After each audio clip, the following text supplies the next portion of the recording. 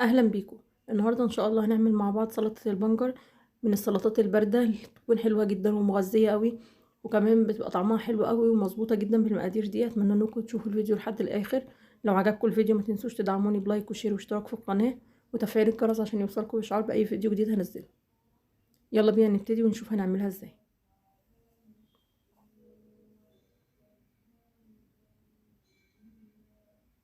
اول حاجه بنجيب البنجر بتاعنا بيكون بالشكل دوت، نغسله كويس.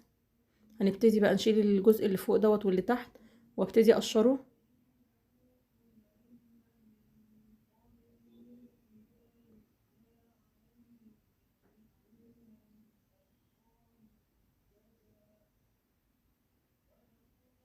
انا في السلطه دي بحب اقشره لان انا ببقى محتاجه الميه بتاعته. هبتدي بقى اقطعه مكعبات بالشكل دوت، يعني الميه اللي احنا هنسلقه فيها هي ديت اللي احنا بنحتاجها.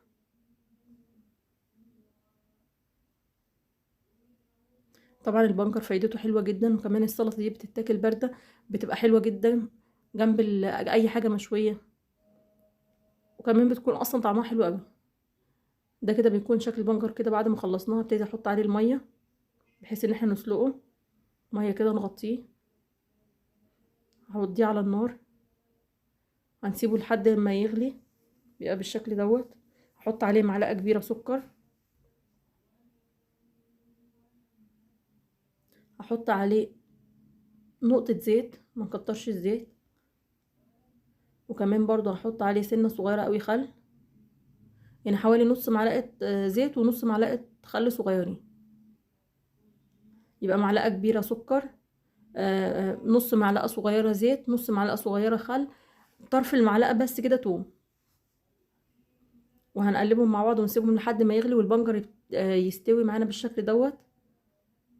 ده كده بيكون شكله. في بولة بقى هكون محضرة جزر مبشور او مقطعاه شرايح رفيعة كده بالشكل دوت، بتكون حلوة جدا مع البنجر. هبتدي بقى انزل البنجر بالمية بتاعته بالشكل دوت على الجزر، واقلبهم مع بعض كويس قوي.